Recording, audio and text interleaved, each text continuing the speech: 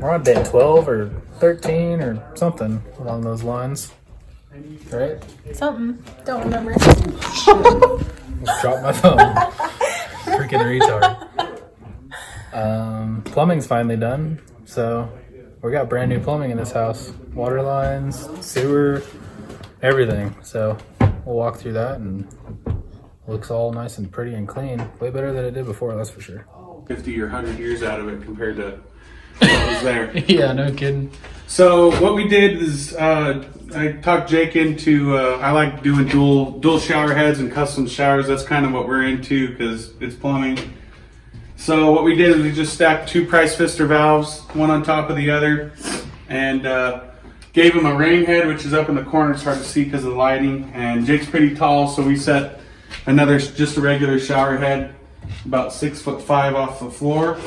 And we supplied it with Uponor piping, which is a 3/4 inch size, to make sure we give them enough volume when they use both. Because when I take a shower, I got 2 shower heads. I turn every fixture on I can. So it's like a car wash in there. It's like a car wash, exactly. So that's kind of what we did in the shower. And then when you see it next, it's going to look a whole lot better once they get the tile in and all the trim on and stuff like that. So what we did over here, we got rid of the old drain, which was coming out of the floor. We actually put it back in the wall. They're going to put their cabinet right here with their sink and their lighting, so it's all centered.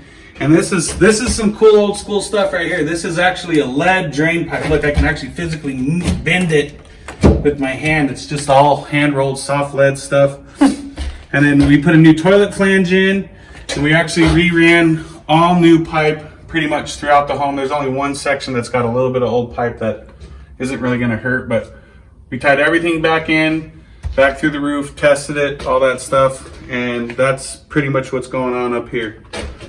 All right, so Jake's vision in the future is he's going to be adding to his shop out back. So there's one last step really to finish before it's done, but we're going to run a new water line from the water meter out into this building and then into his new shop or his Airbnb, whatever he's going to plan on doing. So eventually we'll have a whole new water line coming into the building, but we're going to take all the rest of this is new. We got a new washer box here, P-trap, all that stuff. This is the old existing hole where all this old sewer line and stuff came through, and just kind of brought it all in, all nice new piping and pick up. This is basically the bathroom that where we were just in. We're looking underneath it, and here's his toilet.